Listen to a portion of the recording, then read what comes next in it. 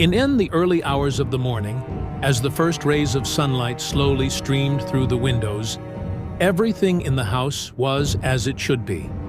The children were still asleep in their rooms, and the smell of coffee drifting from the kitchen blended with the peaceful silence of the home. It was just another morning where nothing had changed, and everything was still in its place. Rebecca and David have created a really happy family. They had two daughters, Anna and Maria. They were 7 and 10 years old. This family was full of love.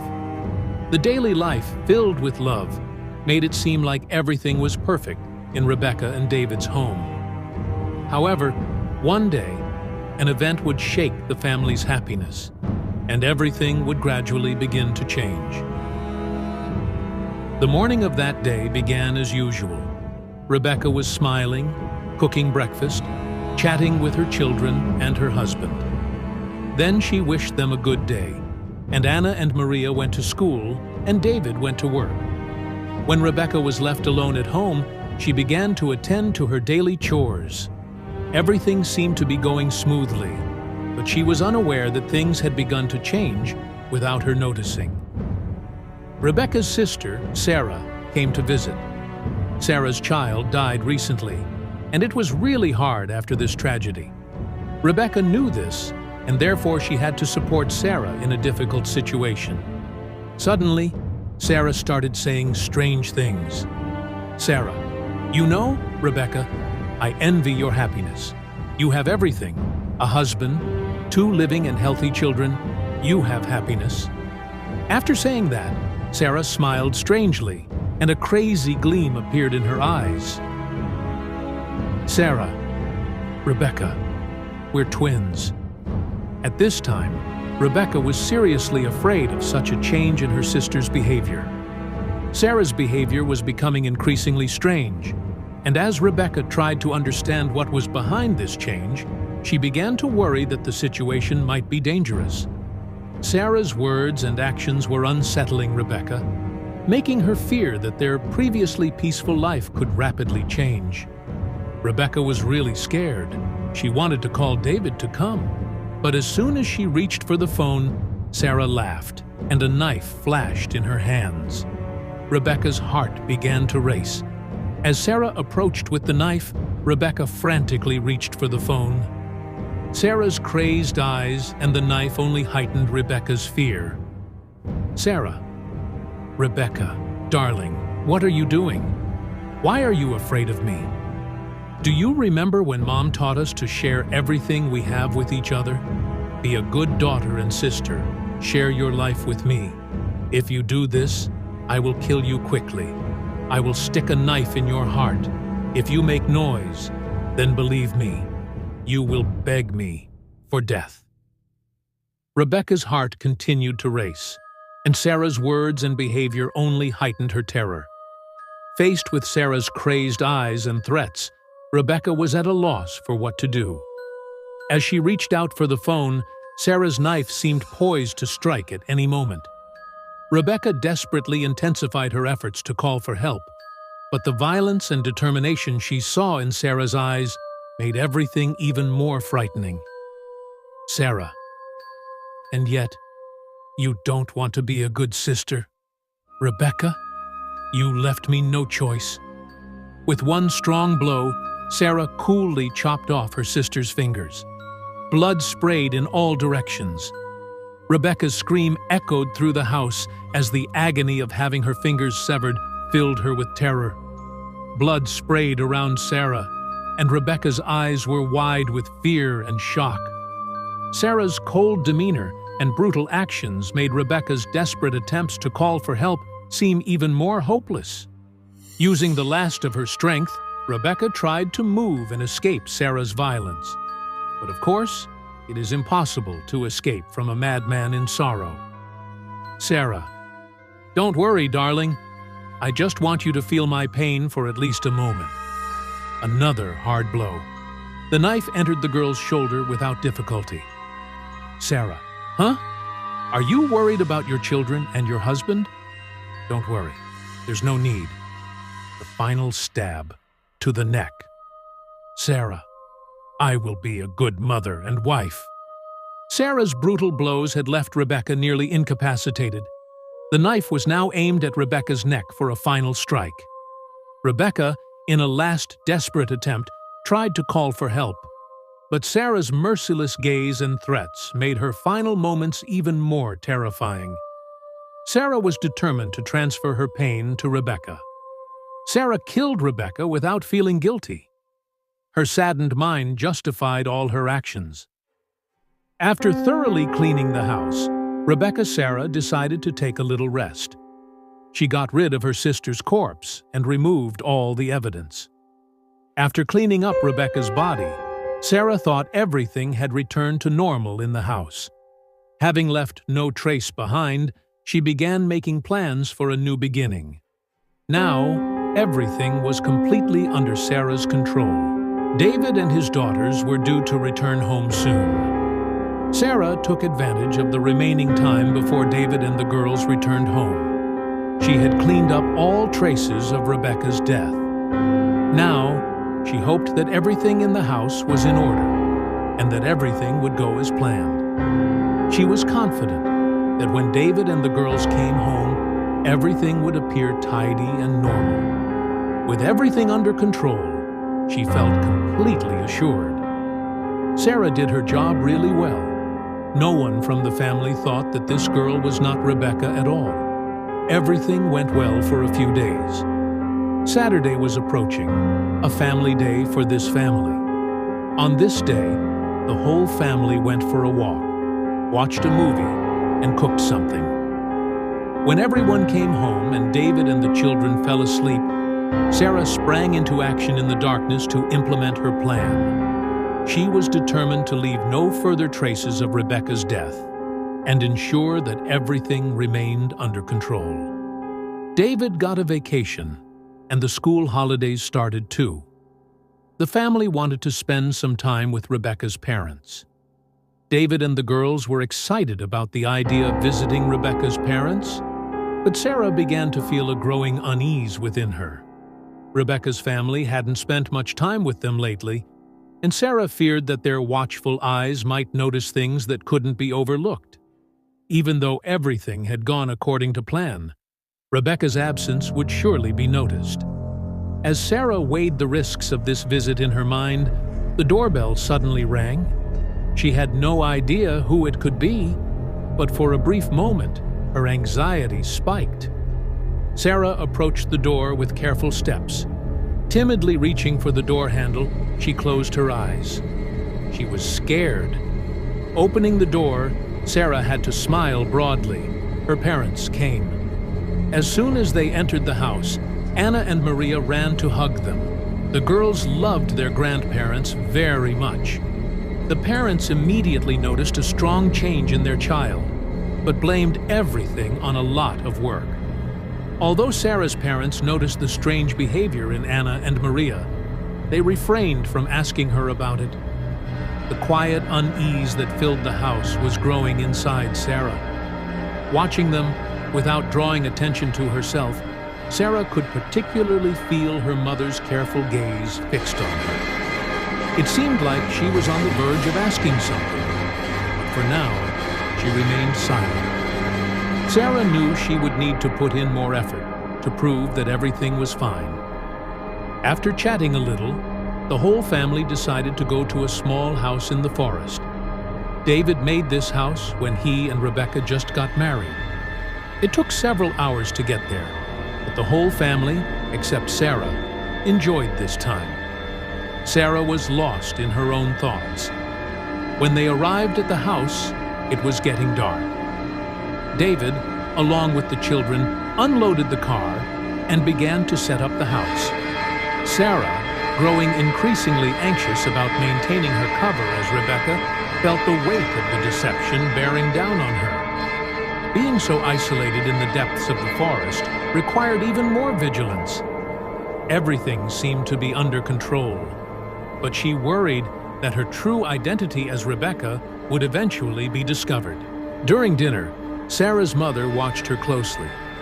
It seemed as though she sensed something was off. In the middle of the meal, an unexpected question broke the silence. "Rebecca, you seem a bit off lately. Is everything all right?" The question sent a wave of panic through Sarah, but she forced a fake smile and responded without missing a beat. "Oh, I'm just a bit tired. You know how it is with housework and the kids. It can be exhausting." Yet, her mother's suspicious gaze did not waver. David and the children, however, were engaged in their conversation and seemed oblivious to the subtle changes in Rebecca's behavior. Sarah knew she had to be more careful to keep everything under control. As her anxiety continued to grow, the likelihood of dark secrets emerging in the small house deep in the forest increased. So, the end of the dinner passed in nervous silence. When everyone went to bed, Sarah couldn't sleep. She went out for a walk. David was already asleep and didn't notice it. Sarah walked around the courtyard of the house for a long time and thought about what she should do. But the decision came on its own. Rebecca's mom went outside. Rebecca's mother took another step forward, her eyes locked onto Sarah's. "Rebecca," she whispered. "Are you really Rebecca?" Sarah's throat tightened. Sarah took a step toward her mother without hesitation and whispered, "I'm sorry." Then she quickly turned and ran, disappearing into the darkness of the forest.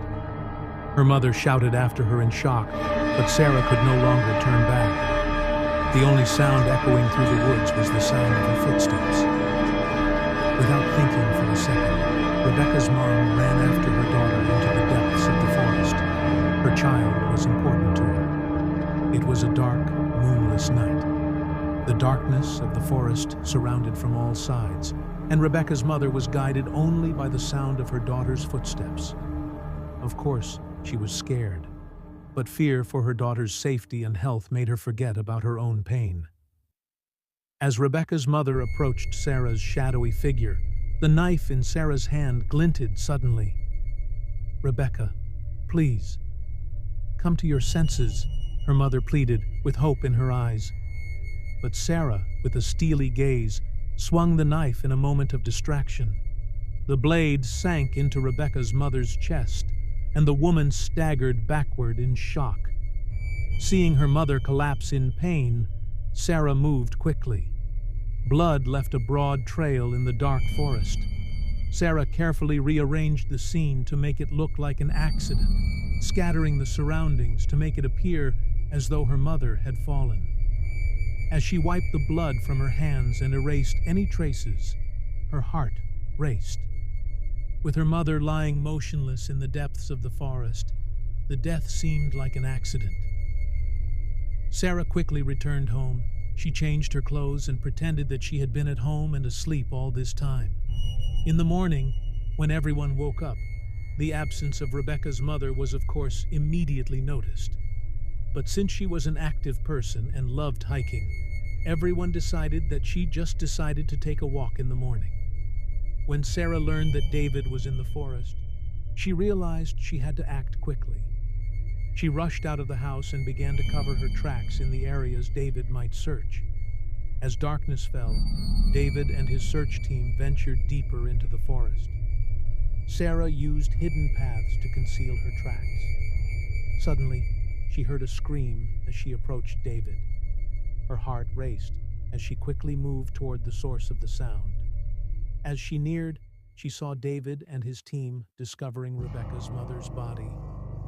Shocked, David's eyes met Sarah's. Taking a deep breath, Sarah played her last card and started erasing her tracks quickly. This was just the beginning. The rest would be uncertain and dangerous. As Sarah prepared breakfast, her hands trembled from the lingering effects of her dark deeds. The impact of what she had done still haunted her mind. David and the kids weren't worried about Rebecca's mother's absence.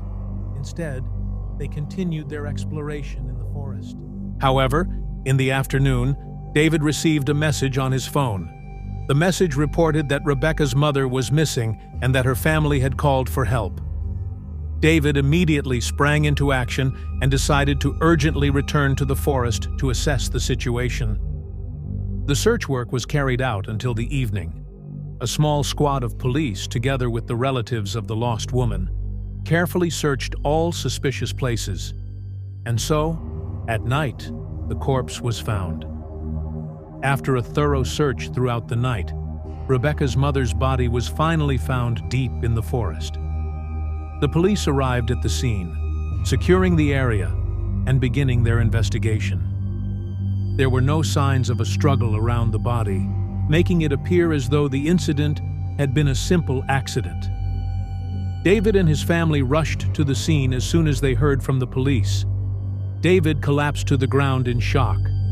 The children couldn't fully comprehend what had happened, but they could sense the heavy atmosphere around them. Sarah, meanwhile, began to cry and scream, but underneath her performance, the fear of being discovered grew with every passing moment.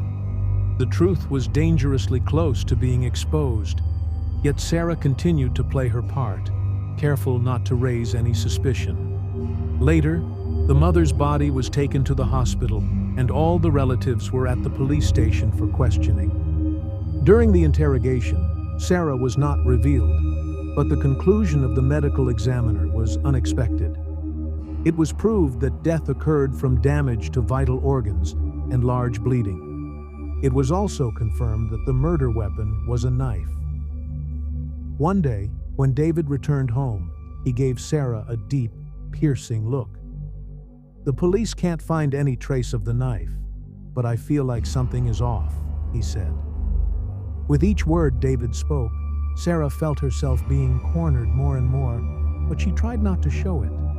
She hugged David tightly and whispered, "Everything is so difficult, but we'll get through this together." Deep down, Sarah knew that if she made one more mistake, everything could come crashing down. Everything went well for a few days, but David's aunt came to visit. She learned about the grief in the family and felt it her duty to support her nephew and his wife. David's aunt stayed at the house for several days. She appeared deeply saddened and spent her days supporting David and Sarah. However, for Sarah, this situation was becoming increasingly stressful. The presence of David's aunt heightened the risk of her crimes being discovered. One night, when David's aunt had fallen asleep, Sarah made her decision. Moving quietly, she went to the aunt's room. Once she was sure the aunt was asleep, Sarah began to execute her plan in the dark. As Sarah moved stealthily through the room, her heart raced. The knife in her hand glinted in the darkness. Without waking the aunt, she drove the knife sharply into her chest. The aunt tried to cry out and waken her, but Sarah had already completed her task. The aunt staggered back in pain and was deeply wounded. Immediately after, Sarah created chaos in the room. She scattered the belongings to make it appear as if a thief had broken in. Later, Sarah opened the window to make it look like a thief had broken in from outside. She left a broken frame by the window to create the appearance that someone had entered through it. She discarded the bloody knife in a hidden spot at the back of the house and cleaned up the bloody footprints, trying to restore everything to its original state. Her other self was happy. It had been asking for blood for a long time, and Sarah could barely contain it. Sarah was really sure that she had coped well with the task. Her grief-stricken daughter could not be suspected of murder. In the morning, David woke up to the eerie silence in the house. Noticing that no sounds came from his aunt's room, he grew concerned and headed towards it. When he opened the door, he was met with a shocking sight. His aunt lay motionless on the floor, and the room was in disarray. Her chest was covered in blood. David immediately called the police, and they arrived at the scene. The officers began investigating the aunt's death. They found signs of a break-in, including a broken window and scattered belongings. Sarah, who was present at the scene, expressed her grief and provided information about her aunt's death. As the police conducted their investigation, they noted the signs of a struggle and a potential burglary. Sarah appeared deeply upset and distressed, her demeanor convincing enough to prevent suspicion. Despite the chaotic scene, David and Sarah's sorrow was palpable, but the true extent of Sarah's involvement remained hidden beneath the surface. David found himself engulfed in a deep turmoil after the tragedies that had struck his home. 2 murders, one in the forest and one in the house, had seemingly pointed all evidence toward Sarah. One day, David decided to take a calm walk to clear his mind and distance himself from the growing unease and suspicions. During this time, Sarah was left alone at home, lost in her thoughts. She found herself in front of a mirror, talking to herself, expressing her fears of being caught. Unbeknownst to Sarah, one of the children had slipped into the room and overheard her anxious conversation about the murders of her aunt and mother. Panicked, the child fled outside and ran into the forest. Sarah, noticing the child's escape, tried to catch up, but the child managed to disappear into the woods, leaving Sarah struggling to follow. The child, now deep in the forest, began to cry uncontrollably. As David returned home, he heard the distant sound of crying and quickly followed it. He found the child sobbing in the forest and sat beside them, trying to offer comfort. The child, overwhelmed by shock, couldn't explain what had happened and continued to cry. Seeing the child's state deepened David's confusion and distress. The child's silence and fear underscored the seriousness of the situation, intensifying David's suspicion that something was deeply wrong. Realizing that events in the house following Rebecca's death were far from ordinary, David decided to take action. He resolved to install hidden cameras throughout the house to monitor Sarah's actions, convinced that the truth behind the recent tragedies lay within the walls of his own home. At first, David did not notice anything suspicious in his wife's behavior, but a few days later, he saw a strange picture. Sarah woke up in the night, looked at David with a lost look, and carefully and quietly got out of bed. At first, it was obvious that Sarah just woke up to drink water, but as soon as she came to the kitchen, her movements became confident and sharp. She had never behaved like that. She abruptly grabbed the knife and walked quickly to Anna's room. Standing in front of the door to the room, Sarah seemed to wake up. She came to her senses, her consciousness returned to her. She looked at the knife in her hand in fright. Her hands began to tremble. She sat down on the floor and began to cry softly and whisper something. Sarah cried for a while before eventually going back to sleep. The next morning, David reviewed the footage from the cameras and noticed Sarah's unusual behavior during the night. This revelation, combined with further scrutiny, led David to suspect that Sarah might not be Rebecca. As David watched the footage, he saw Sarah approaching the bedroom with the knife, but then leaving it at the door. She covered her face with her hands and cried silently. The sight of Sarah in such distress left David stunned. The manifestation of her inner turmoil in such a dramatic way raised new doubts in David's mind. He began to suspect that Sarah's actions and behavior were not aligned with who he thought she was, deepening his uncertainty and concern. David left the house to run some errands, leaving Sarah alone at home. While the children were peacefully playing without causing any trouble, Sarah suddenly became irritable and began punishing them without any apparent reason. She scolded and disciplined them for minor things, leaving the children shocked by her unexpected and harsh behavior. When David returned home, he heard the frightened cries of the children and Sarah's yelling. The tense atmosphere in the house alarmed him. He quickly decided to take the children to a safe place, with a relative they knew. After safely dropping the children off, David returned home and confronted Sarah. As soon as he got back, He started questioning Sarah about the reasons behind her irrational anger and punishment. The tension in the house reached a peak, and Sarah lost control, revealing all her secrets.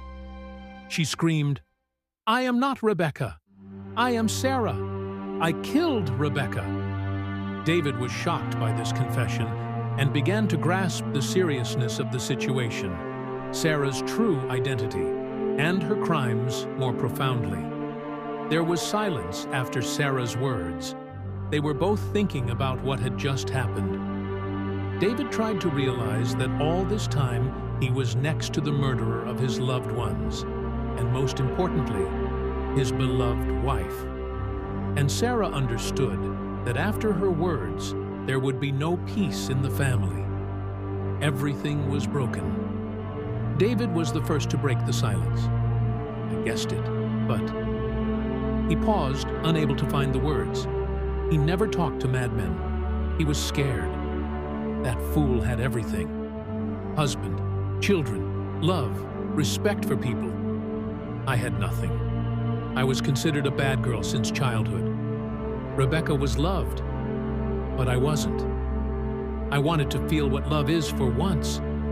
What is it like to be loved? I killed her.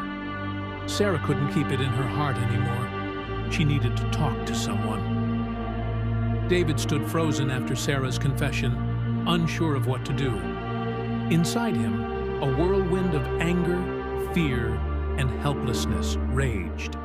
Sarah, her eyes glinting with a momentary madness, suddenly turned to David. "I'll take you," she said. "You want to see where I buried Rebecca, don't you?" David, paralyzed by shock, simply nodded in agreement. Despite the storm of emotions tearing through him, he knew he needed to face the truth. Sarah took David by the hand and led him out of the house. In the dead of night, they walked silently into the depths of the forest. Sarah moved with determination, as if she knew the path by heart. With each step, David's sense of doubt and dread grew stronger. The cold wind rustled the leaves, and as they descended deeper into the forest, Sarah suddenly stopped. She pointed to the ground with a low voice. "Here. I buried Rebecca here." David's eyes scanned the spot Sarah had indicated.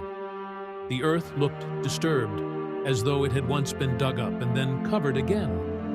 His heart raced, and his face flushed with a mix of anger and grief. For a moment, he couldn't remember if he was even looking at Sarah. His mind had gone blank, overwhelmed by the horrific reality before him. Breaking the silence, David finally spoke.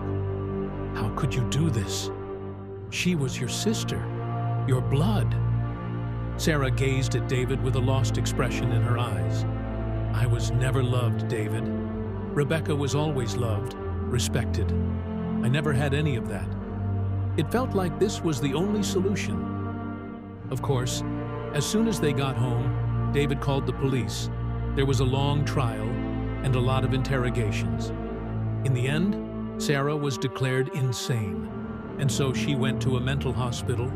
She was not put in prison. There, being almost healthy, she met a guy on the internet, and in the future, he came to her more than once. Even after Sarah went to prison, he often visited her. For the first time, Sarah felt loved and capable of loving. And David took a long time to recover from the incident. But his charming daughters saved him. The girls grew up. Everything changed. But there were some things that didn't change. David visited the grave of his beloved, unjustly deceased wife every day.